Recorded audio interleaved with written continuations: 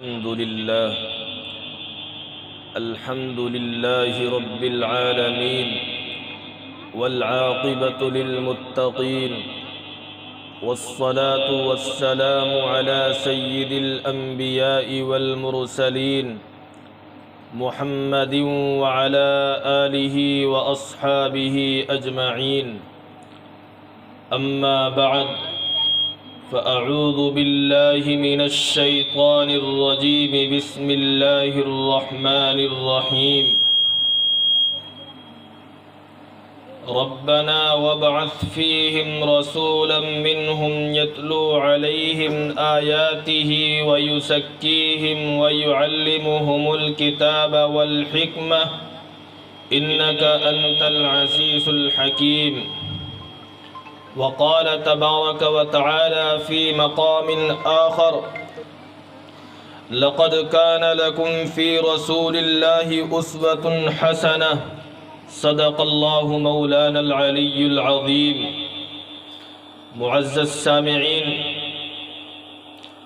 اور حاضرین مجلس اور ہمارے محترم مہمانان کرام، آج کا یہ پروگرام جس کا عنوان ہے پیغمبر صلی اللہ علیہ وسلم کی سیرت کو بیان کرنا، اور اس کے ساتھ ساتھ ہمارے معاشرے کی اصلاح کی ضرورت، اس چیز کو سامنے رکھتے ہوئے آج کے اس پروگرام کو رکھا گیا ہے. اور اس کی مناسبت یہ رہی کہ اس وقت ہم اور آپ جس ماہ مبارک کے اندر قدم رنجاں ہیں، جس مہینے کے اندر ہم چل رہے ہیں، یہ وہ ماہ مبارک ہے جس کے اندر پیغمبر صلی اللہ علیہ وسلم مبعوث ہوئے. آپ صلی اللہ علیہ وسلم جو دنیا کے اندر آئے ہیں وہ اسی ماہ مبارک کے اندر آئے ہیں. اسی مناسبت کو سامنے رکھتے ہوئے کیوں نہ پیغمبر صلی اللہ علیہ وسلم کی سیرت، آپ صلی اللہ علیہ وسلم کا طریقہ ہمارے اور آپ کے سامنے آ جائے. اس چیز کو، اس موقع کو غنیمت جانا گیا ہے. اور اس کے ساتھ ساتھ ہم نے اپنے اس مدرسے کی طرف سے پیش کیے جانے والے بچوں کا پروگرام دیکھا ہے، جو ہمارے چھوٹے چھوٹے بچوں نے پروگرام پیش کیا تھا. اللہ رب العالمین سے دعا ہے کہ اللہ تبارک و تعالی ان کو مزید ترقی نصیب فرمائے اور زیادہ محنت کرنے والا بنائے، اور مدرسے کو دن دوگنی رات چوگنی ترقی نصیب فرمائے. یہ ہمارے اور آپ کے لیے بہت خوشی کی بات ہے کہ عرصہ دراز سے، ایک زمانے سے ہم دیکھ رہے ہیں کہ ہماری یہ بستی جس کے اندر کوئی پڑھنے کا، کوئی لکھنے کا دینی اعتبار سے کوئی رواج نہ تھا، اللہ رب العالمین نے ہمارے اور آپ کے لیے یہ مقدر کیا. اللہ رب العالمین نے یہ چیز ہمارے اور آپ کے لیے لکھی کہ اللہ تبارک و تعالی نے ہماری ہی بستی سے ایک بزرگ جو ہمارے اور آپ کے درمیان موجود ہیں، ان کے یہ ننھے منھے پڑھنے والے بچے مدرسے سے پڑھ کر آئے، یہ ہمیں بتائیں گے کہ پیغمبر صلی اللہ علیہ وسلم کا طریقہ کار کیا ہے، آپ صلی اللہ علیہ وسلم کی زندگی کیا ہے، دین کیا ہے، اسوہ کیا ہے، زندگی گزارنی کیسی ہے، رہنا کیسا ہے، سلیقہ ہمارے اندر کیسا آئے. ہمیں یہ کیسے معلوم چلے کہ پیغمبر صلی اللہ علیہ وسلم نے ہمیں کیا بتلایا ہے، کیا کام ہمیں کرنے کے لیے کہا ہے اور کن کاموں سے ہمیں روکنے کے لیے کہا ہے. یہ ہمیں اور آپ کو اگر بتلائیں گے تو وہ حضرات بتلائیں گے جنہوں نے دین اسلام کو سیکھا ہوگا، جنہوں نے اس کو پڑھا ہوگا، مدرسے کے اندر رہے ہوں گے، پیغمبر صلی اللہ علیہ وسلم سے محبت پیدا کی ہوگی. ہمارے اور آپ کے لیے یہ بڑی سعادت کی بات ہے کہ اللہ تبارک و تعالی نے ہمیں نبی و آخر الزمان صلی اللہ علیہ وسلم کی امت کے اندر مبعوث فرمایا.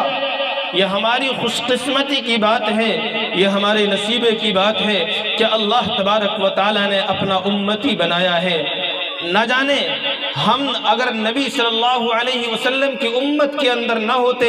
یا اللہ تبارک و تعالیٰ کا فیضان ہمارے اور آپ کے اوپر نہ ہوا ہوتا، آخری نبی دنیا کے اندر نہ آئے ہوتے تو ہماری اور آپ کی حالت کیا ہوتی، ہم کیسی زندگی گزار رہے ہوتے، ہم کیا کر رہے ہوتے۔ لیکن اللہ تبارک و تعالیٰ کا یہ فضل و کرم ہے کہ اللہ تبارک و تعالیٰ نے ہمیں نبی دیے،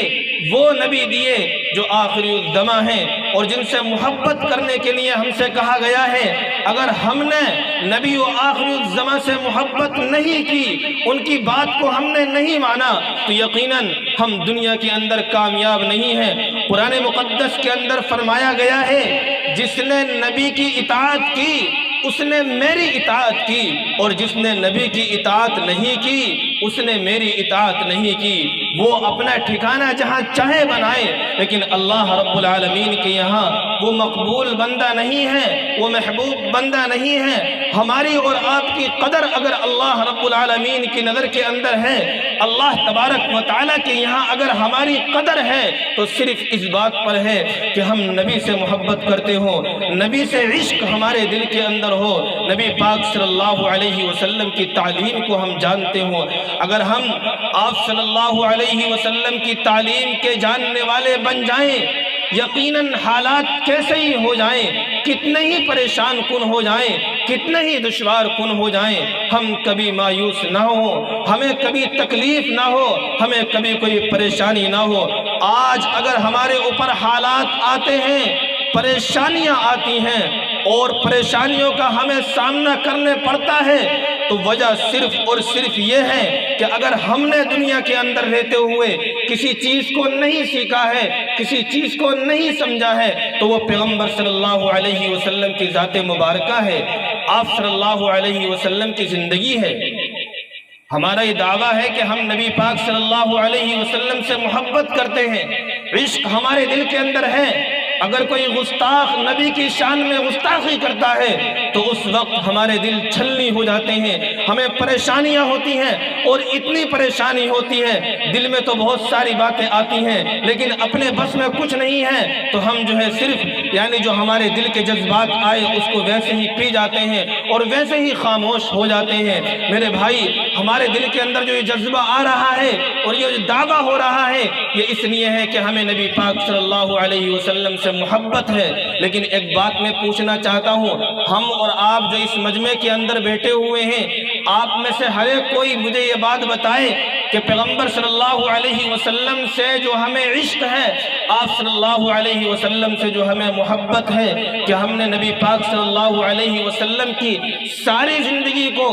بچپن سے لے کر آپ صلی اللہ علیہ وسلم کی اس زندگی تک، جب آپ صلی اللہ علیہ وسلم نے مکہ المکرمہ سے مدینہ ہجرت فرمائی ہے، کیا ہم نے اس کا مطالعہ کیا ہے، کہ ہم نے اس کو پڑھا ہے؟ اگر یہ سوال کیا جائے تو ہمارے پاس کوئی جواب نہیں ہے، محض دعویٰ ہے صرف کہ ہم جو ہے نبی پاک صلی اللہ علیہ وسلم کے ماننے والے ہیں، آپ سے عشق ہے، لیکن آپ کی زندگی کے بارے میں اگر ہم نے پڑھا نہیں ہے تو اپنے نبی کے بارے میں نہیں پڑھا ہے، اگر ہم نے سیکھا نہیں ہے تو اپنے نبی کے بارے میں نہیں سیکھا ہے۔ تو میرے بھائی، ہم اور آپ اگر ہم نے نبی کی زندگی کے بارے میں نہیں پڑھا ہے، نبی کی تعلیم کے بارے میں نہیں پڑھا ہے، آپ کی سیرت کو ہم نے نہیں پڑھا ہے، تو میرے بھائی ہم کیسے چلنے والے بنیں گے اس راستے پر جو طریقہ لایا ہوا نبی کا ہے، جو دین لایا ہوا نبی کا ہے؟ اس لیے ایک ضرورت تو ہمیں اور آپ کو اس بات کی ہے، اگر ہم نے اب تک نبی پاک صلی اللہ علیہ وسلم کی سیرت کو نہیں پڑھا ہے،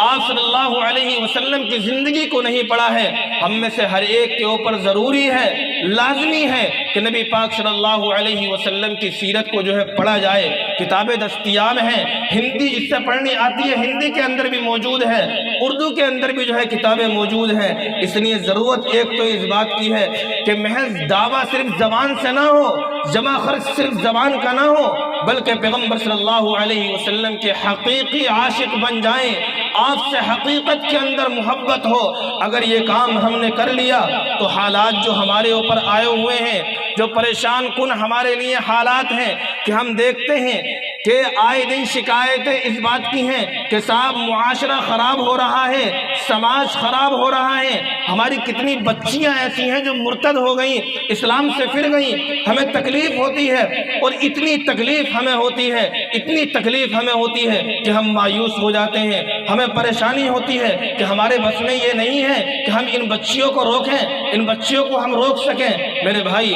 ہم اور آپ اپنی بچیوں کو روک سکتے ہیں، اس غلط طریقے سے روک سکتے ہیں اور ہر برے کام سے روک سکتے ہیں، لیکن روکیں گے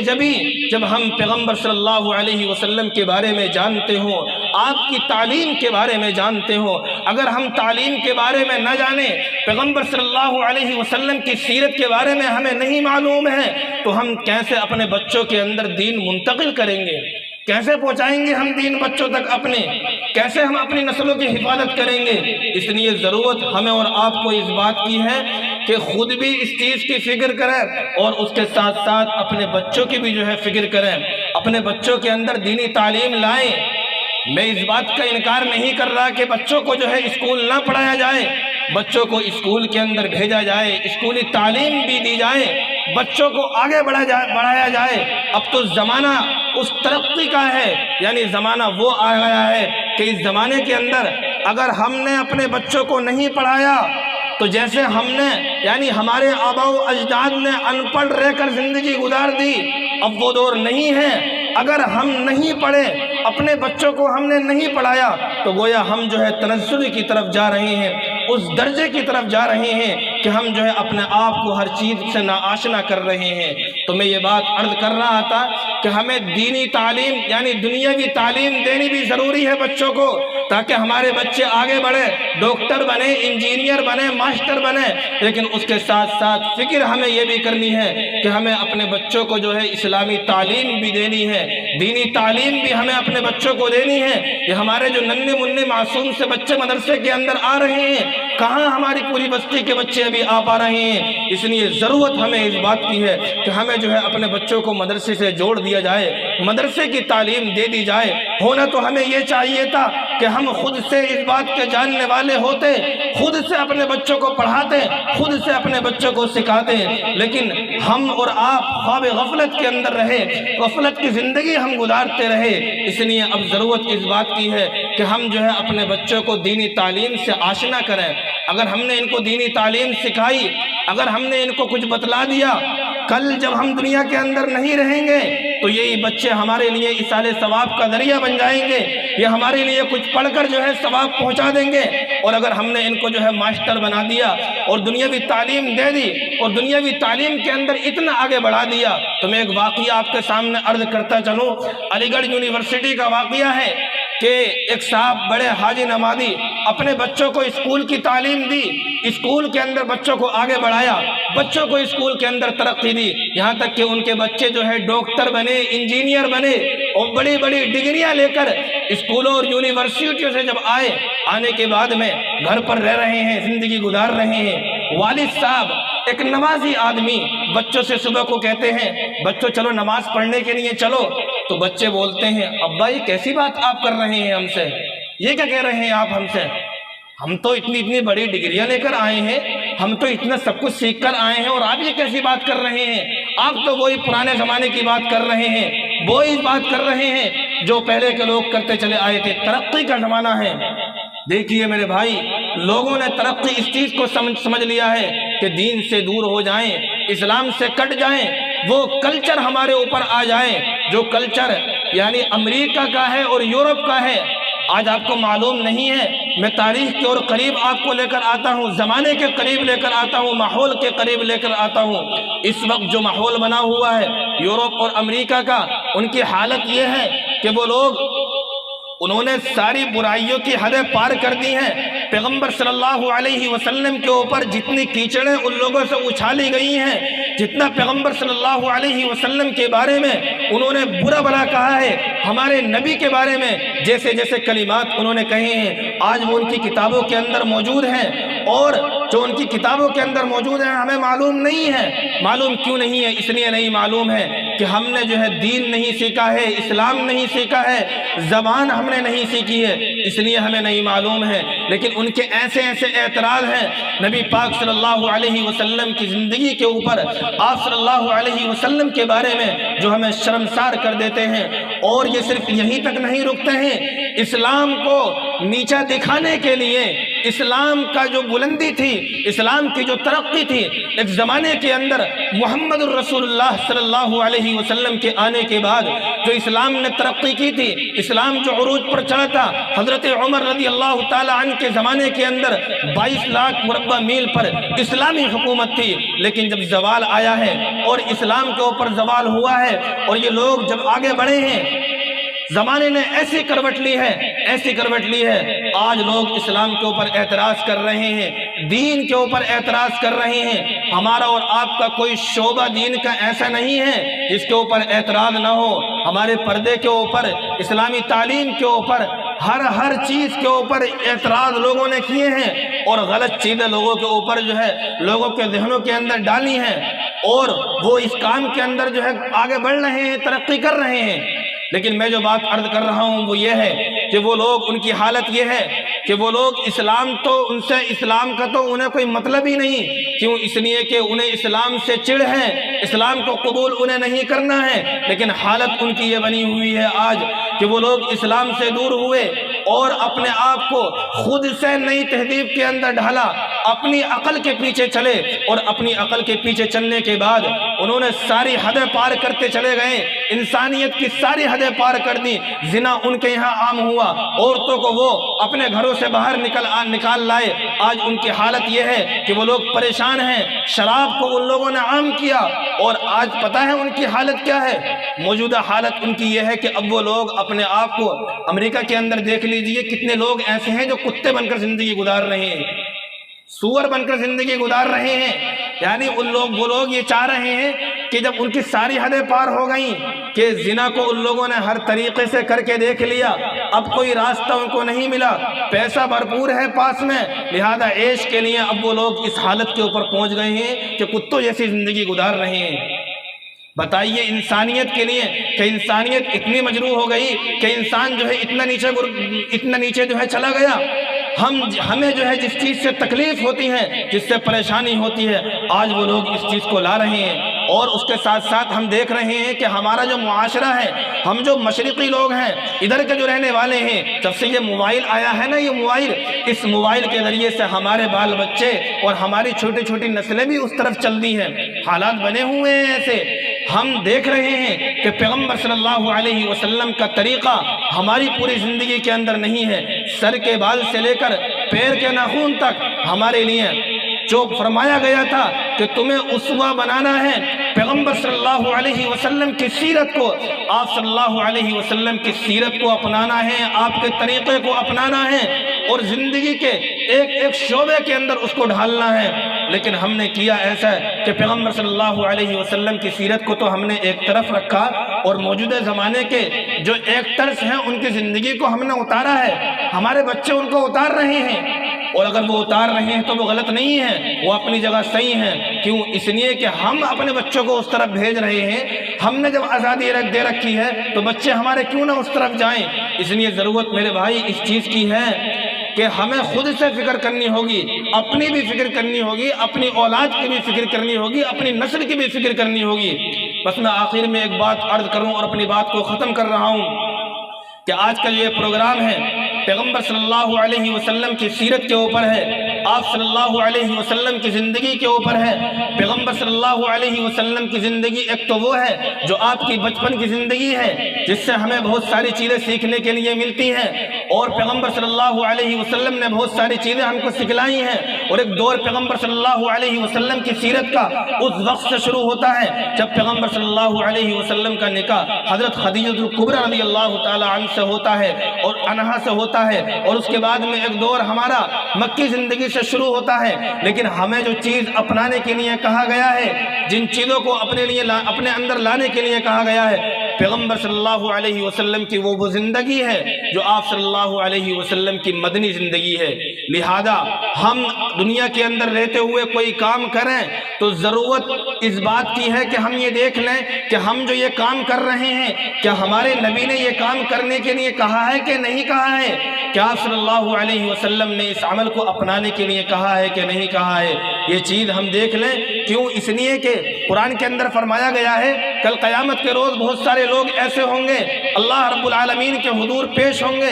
اور ان کی حالت یہ ہوگی کہ انہوں نے دنیا کے اندر رہتے ہوئے بہت سارے عمل کیے ہوں گے، بہت کچھ انہوں نے کیا ہوگا، بہت پریشان اپنے آپ کو کیا ہوگا، اپنے آپ کو تھکایا ہوگا اللہ کو راضی کرنے کے لیے، لیکن ان کی حالت ایسی ہوگی جیسے دھول ہوا کے اندر اڑا دی جاتی ہے کہ ہوا منصورہ، ان کے اعمال ہوا کے اندر جو ہے ویسے ہی اڑا دیے جائیں گے، یعنی خالی ہاتھ دنیا کے اندر آئے تھے، آج اللہ رب العالمین کے حضور بھی جو ہے خالی ہاتھ کھڑے ہیں۔ یہ کون لوگ ہیں؟ یہ وہ لوگ ہیں جنہوں نے دنیا کے اندر رہتے ہوئے عمل تو کیا تھا اور اپنے آپ کو لگایا تھا، کھپایا تھا، عمل اگر نہیں کیا تھا اس طریقے کے مطابق نہیں کیا تھا جو پیغمبر بتا کر گئے تھے، جو قرآن نے ہم کو سکھلایا تھا۔ اس لیے میرے بھائی جو بدعت ہے، بدعت اس کی جڑ جو ہے وہ یہیں سے نکلتی ہے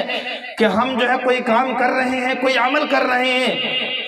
اسلام نے ہمیں اس بات کی اجازت دی ہے کہ کچھ امور تو وہ ہیں جو ہم سے متعین کر دیے گئے ہیں، جن کو کرنے کے لیے ہم سے کہا ہے، اگر نہیں کریں گے نماز پڑھنی ہمارے اوپر فرض ہے، اگر نہیں پڑھیں گے اللہ رب العالمین کی پکڑ کے اندر آئیں گے، زکوٰۃ نہیں دیں گے پکڑ میں آئیں گے۔ اللہ رب العالمین نے اگر اتنا مان لیا ہے کہ ہمارے اوپر حج فرض ہو گیا، نہیں کریں گے تو پکڑ میں آئیں گے، لیکن کچھ اعمال کے اندر ہمیں جو ہے مطلق رکھا گیا ہے، ہم سے جو ہے ایسے تاکید کے ساتھ نہیں کہا گیا ہے، لہذا اگر ہم نے ان عمل کو کرا